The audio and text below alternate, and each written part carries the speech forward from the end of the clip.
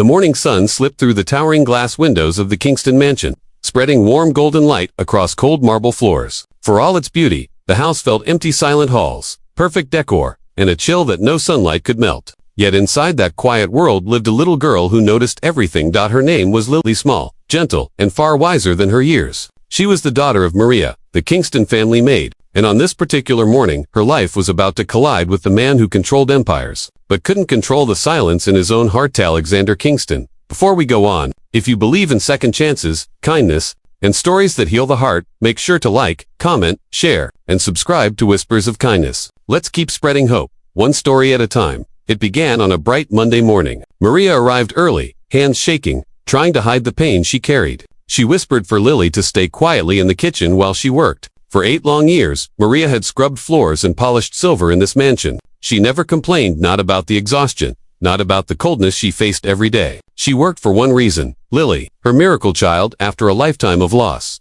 Lily grew up knowing the mansion wasn't her world. She watched her mother serve people who never learned her name, but she never wished for wealth. All she wanted was to see her mother smile without hurt hiding behind her eyes. Alexander Kingston, meanwhile, was a man carved from routine, wealthy, disciplined, untouchable, and completely alone. His wife had left long ago, taking their son with her. From that day on, the mansion became nothing but a beautiful cage made of success and silence. That morning, fate worked quietly. Alexander walked into the kitchen for his usual black coffee and froze. A tiny figure stood on a stool, stretching her little arm toward the sugar jar. Lily turned, startled, sunlight catching her golden hair as she stammered an apology. "I just wanted to make my mom's coffee taste better," she whispered.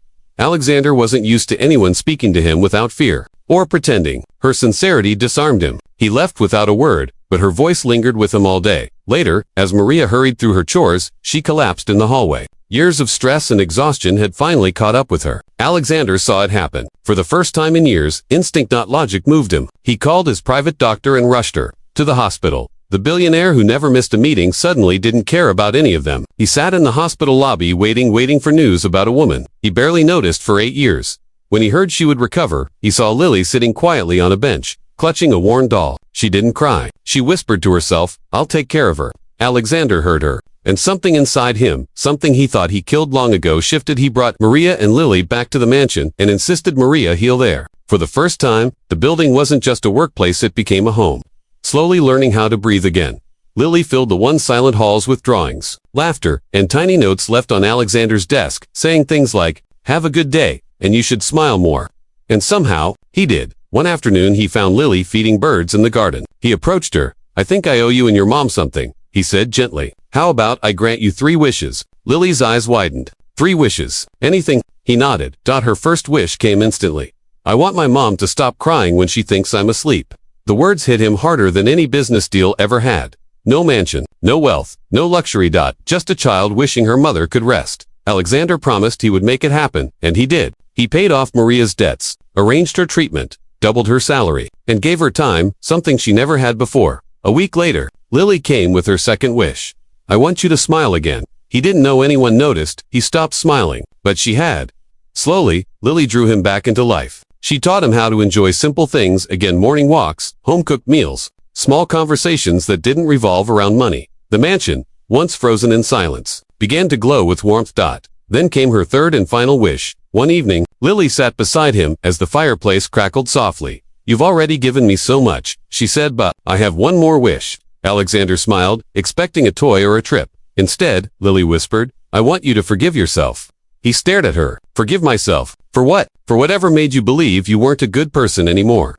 For the first time in decades, Alexander felt tears burning his eyes. He had blamed himself for his broken marriage, for losing his son, for shutting his heart away.